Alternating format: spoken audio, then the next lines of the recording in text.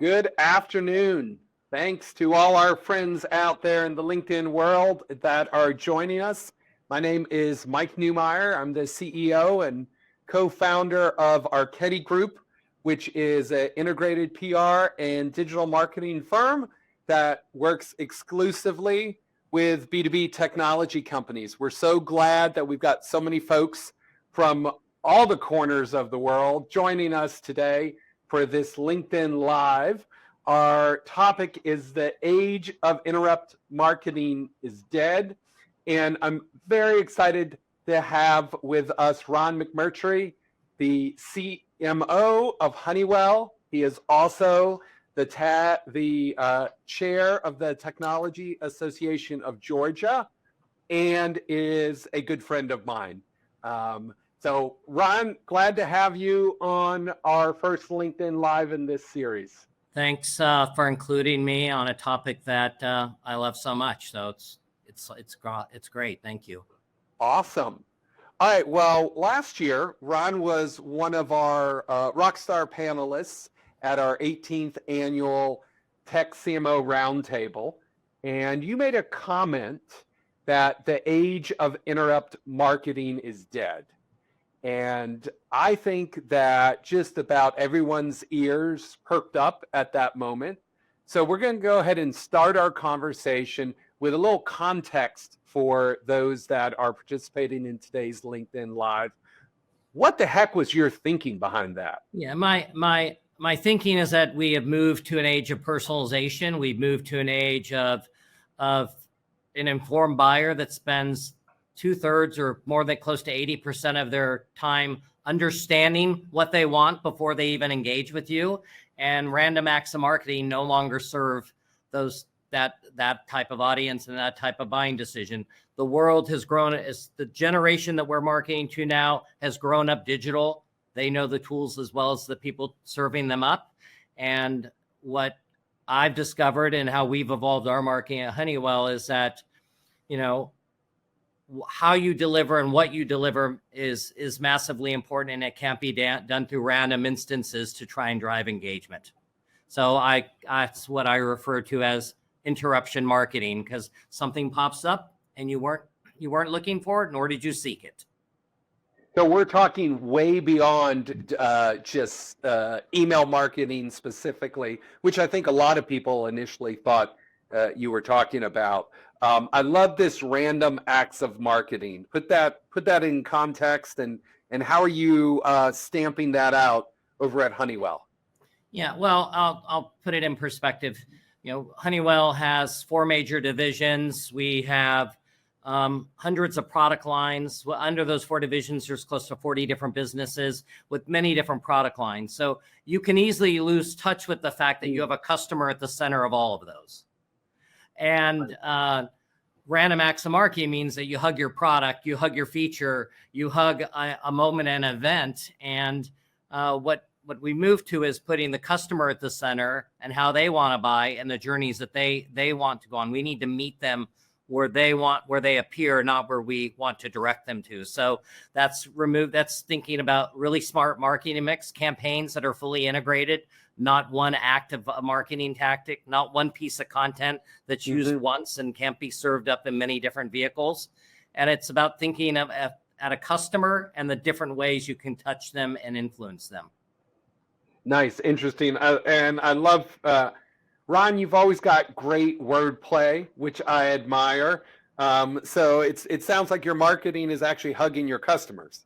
It's putting the customer at the center of everything, and then drawing the lines out to where I imagine you have a pretty good sense they might be in their journey, in their decision making. It is. I mean, to be truthful, where we are moving in, this is a journey for us. I joined a CMO about 6 months ago, 6 to 7 months ago, and one of the things we thought we looked at is, we're focused across a handful of mega trends that really serve our customers and into the future and help take them into the future. And for us, the only way to do that was to really reimagine how we deliver marketing. And we build things that are mission critical for the industries we serve. Right. And so for us, it's essential that that marketing lands in a way that's meaningful for them and connects them. So it was a necessary transition. And when you're an engineering focused, mission critical focus, you tend to talk about what you're solving for as opposed to the outcome you're creating. And it's just a natural shift in terms of, and it's been well received also.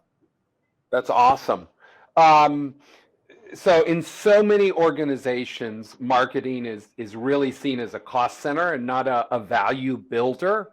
If we're moving from that volume to value dynamic, what are the metrics that marketers should be paying attention to? So this is all interconnected. So if you're doing random acts, you're an activity-based, or typically more activity-based. We were measuring activity. So I would look at reviews, and we'd have a column, a sea of green, which we measure everything at Honeywell. Goes with the invention side of us, but the businesses may not always be perfectly green. So when you're measuring activity, we're shifting from a volume to value-based set of metrics. So all of our marketers are literally paid on sales acceptance, pipeline, and close. We have all the metrics you can think about that are leading indicators and things of that nature, that conversion and all those types of metrics, and we can go through a whole slew of them. We haven't stopped looking at those, but we've shifted from a value to a volume to a value-based, all revenue driven, and we look at total cost of sales, so CAC as an indicator of where do we keep investing and what are those things that play the best for us, because CAC takes in both the customer behavior and the investment you put behind it. So a little bit on the cost side, less around ROMI and things like that are kind of dated measures that are used, more towards revenue driven, and then customer value in terms of how expense gets spent and the return it gets. And that's, every colleague is gold off of that based on what business they support, and it all ladders up, directly to me. So now when I talk to our CEO and our presidents of our regions,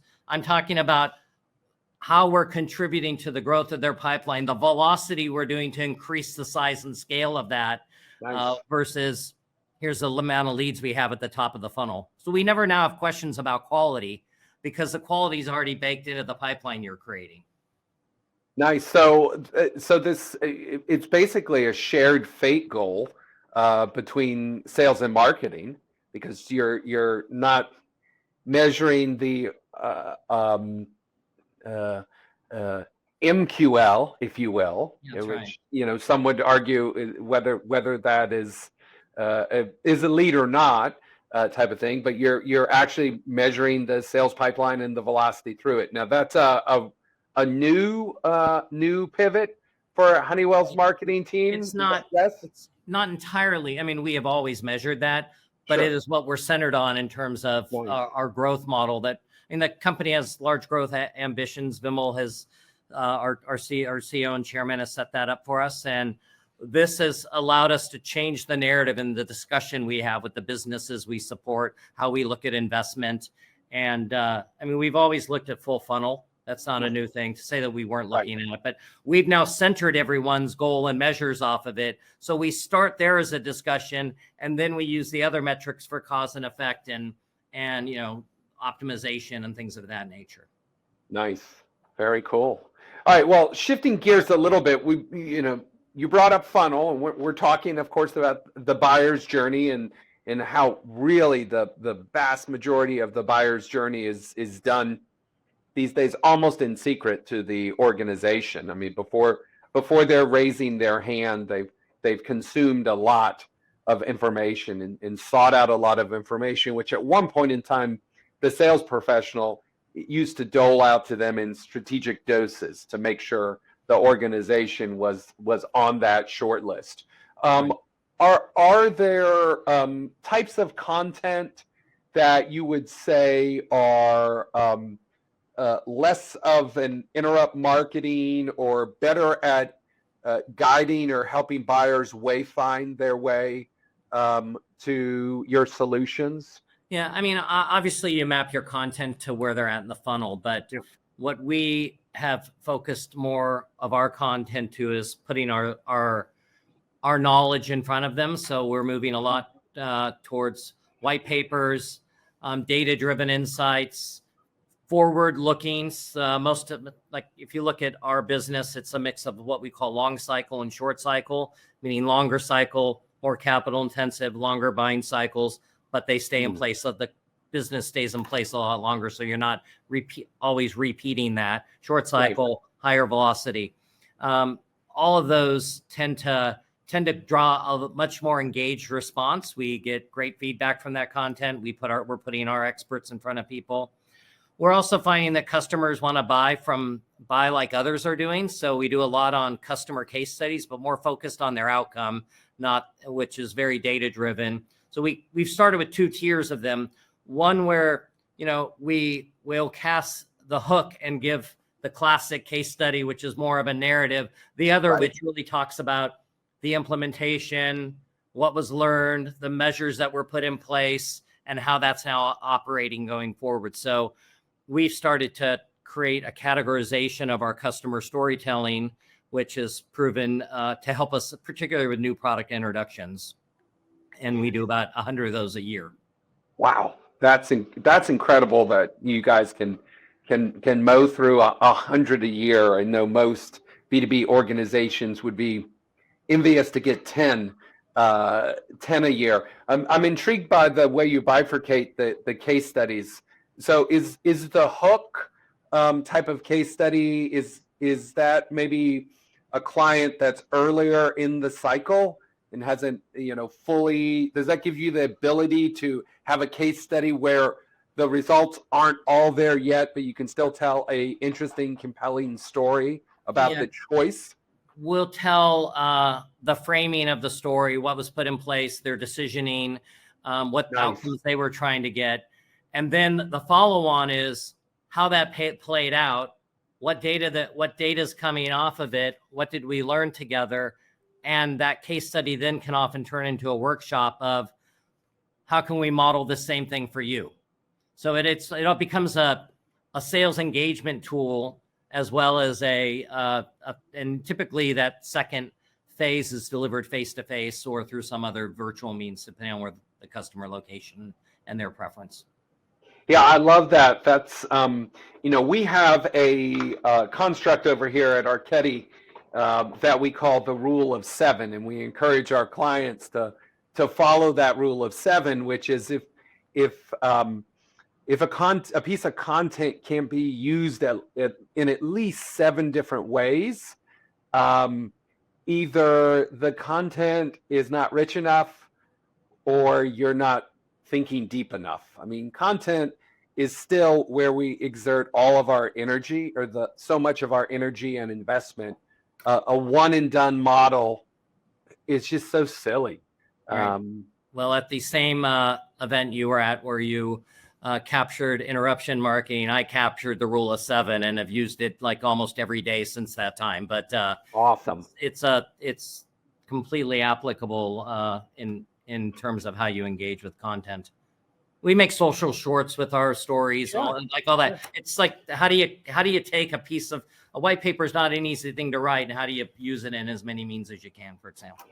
And it's not for I think it's not because marketers don't know that, but we often are so glad the content's over and start moving on to the next one, and we haven't really exhausted it yet, and the potential for it.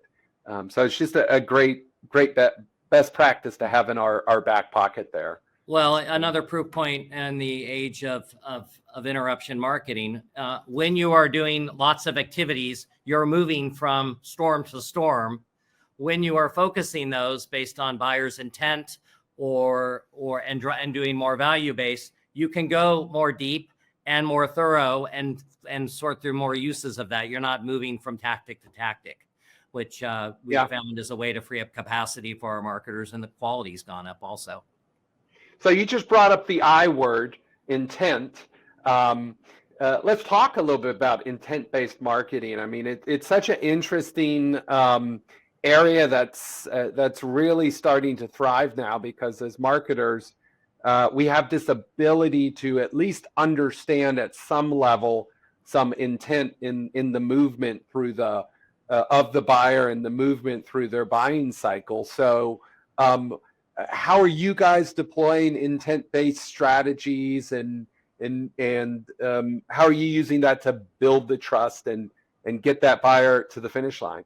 Yeah, I mean, it's part of what we're doing in terms of our shift. But I mean, we have MarTech that helps with that, of course.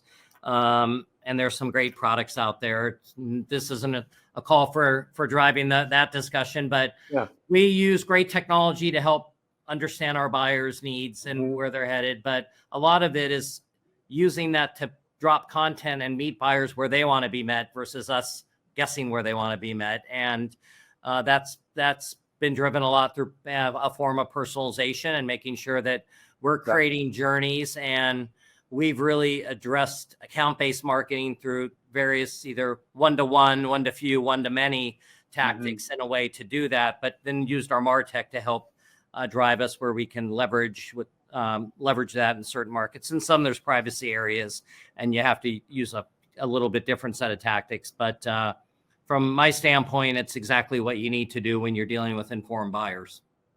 Absolutely. Do you have, I know there's no such thing. We all know there's no such thing as that silver bullet in marketing, but do you have a favorite go-to right now that's been working well in your space?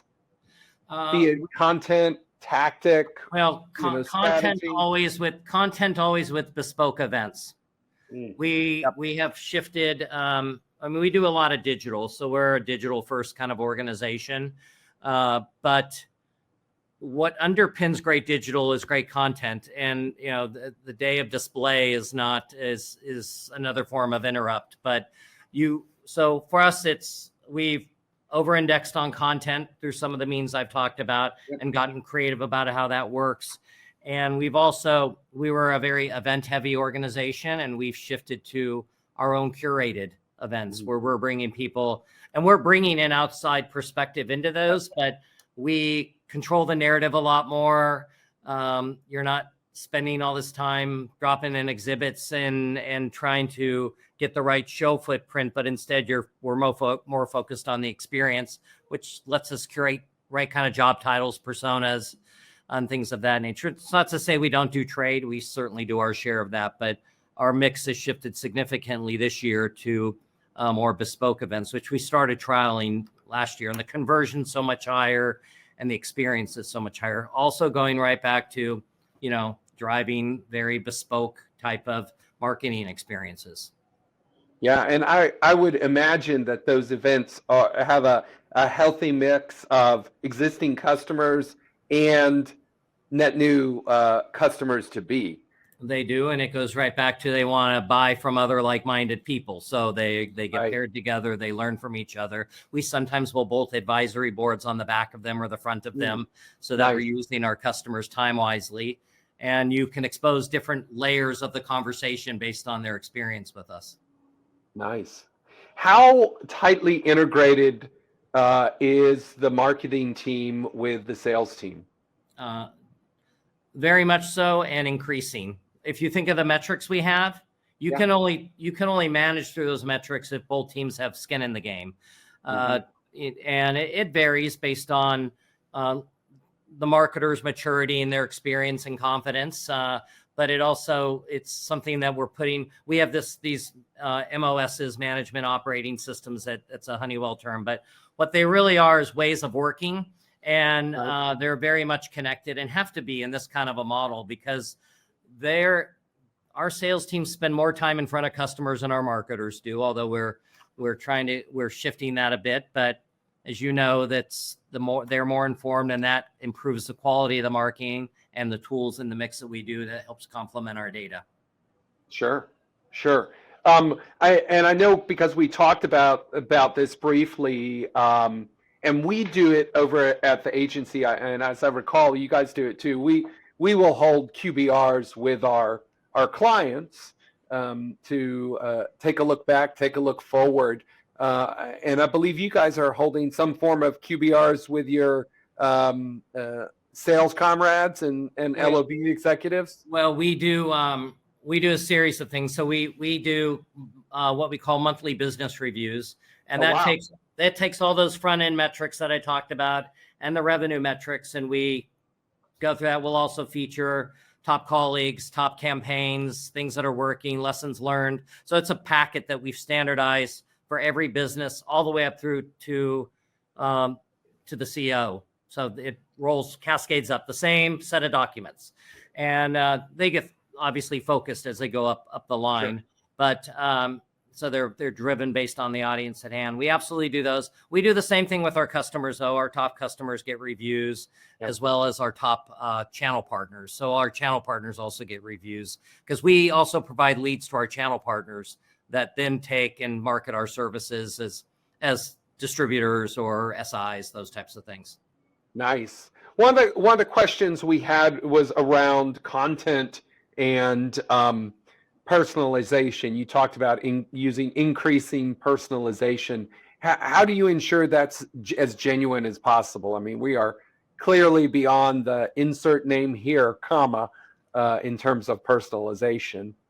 We're driving it by persona. We're driving it by their understanding of where they're at in the pipeline, what interactions we've had with them, their experiences across our digital properties. So we'll take a multiple set of variables that we have access to, right, and work to land content accordingly. These quarterly business reviews also help us. We oftentimes see competitive information in those that are gathered along the way that help inform us. So it's part art, part science, but more and more we put data into it to make sure we're making good decisions and constantly recalibrate. So there still is art in marketing. It's not all science. The marketer's gut can still come in handy. Even with AI, yes. Ron, we know each other too well. I was gonna trail off here with, you can't have a conversation with anyone these days without talking about AI. So AI, what are you guys seeing? How extensively are you using it? Do you think you're ahead of the curve or behind the curve? I don't think we're behind the curve. We're doing a lot of different experience with it. Our MarTech stacks are being informed by the suppliers that we use, the partners we use, where they're embedding the technology in our code base. We built some of our own. Honeywell itself has heavily embraced AI into its products. We started there, and then we've also optimized within our infrastructure, from our finance function to HR functions to almost every function has a set of initiatives that we review. In fact, Sheila Jordan was just recently featured for talking about the kind of returns we're getting off of it. But from a marketing standpoint, we're using it for competitive. We're using it for a little bit of content, but you still have to inform that content. But it's very helpful for helping with competitive briefs. Like, we'll go out and use AI to do a competitive scan before we run a campaign. So instead of doing, page tears and storyboards, we can do that in a matter of, with the right prompts pretty quickly to help us better inform our campaign. So we're working to have initiatives across the organization, and Honeywell very much embraces it. I wouldn't say we're on the bleeding edge of it, because we're a company that has a lot of things that we do that have privacy implications and things of that nature, but we're using it to drive productivity of our marketers. It's not going to replace the talent we have. It's going to have them be more productive to do more of the work that we're talking about here. Yeah, I mean, I think in talking with folks like yourself at the CMO Roundtable in October and subsequently since then, I feel there's a lot less trepidation that AI is going to replace the marketer, but is really going to be a great tool that's going to enable the marketer to do more. I was having a discussion a couple weeks ago with a university that's doing some research for the Page Society, and the parallel we were drawing was, when desktop publishing came out, clearly it threatened things like the professionals that actually did old school typesetting, or would cut out the column inches and put the wax on the back, as we remember, and lay them out in columns. Yeah. But it opened up a whole new area of things that the professional communicator should do. So I think that's a great thing. Yeah. Ron, this has been a great discussion. You are always the first to raise your hand and give of your time to other professionals, to associations, to individuals. You're doing a triumphant job with the Technology Association of Georgia. Thank you very much for that, and the entire Honeywell team, which always steps up. Any parting thoughts before we go about the age of interrupt marketing's death? Yeah, no, my advice is stay curious, stay engaged, and don't forget we're all here for customers. And if you ground yourself in that, you can still have a lot of fun doing it and make a big difference. So, and for you, thanks for including me. I love the firm, love that what you're doing, and showcasing the great work that my colleagues are doing and helping make our marketing better for our customers and developing our trade. Awesome. Thank you. And for our friends out there in the virtual world that have been joining us via LinkedIn, thanks for your time. Feel free to drop us a line at any point in time if you have any follow-up questions. This is going to be an ongoing series. Our next CMO speaker is Todd Craig from DePasco, a wonderful supply chain company. Todd's doing some amazing things with the ability to build and turn marketing dials. So I think we're going to step into that. And then very shortly, you'll be seeing on LinkedIn, Arketi has come out with its very first book, The Definitive Guide to B2B Marketing. So take a look on LinkedIn about how you can get your own copy. Ron got an early copy earlier this week. I'm sure he's been up reading it, and I was already torn through it. So it is a great read, and I'd suggest getting a copy. Cool. Thank you all, and everyone have a good Thursday. Thank you. Bye now.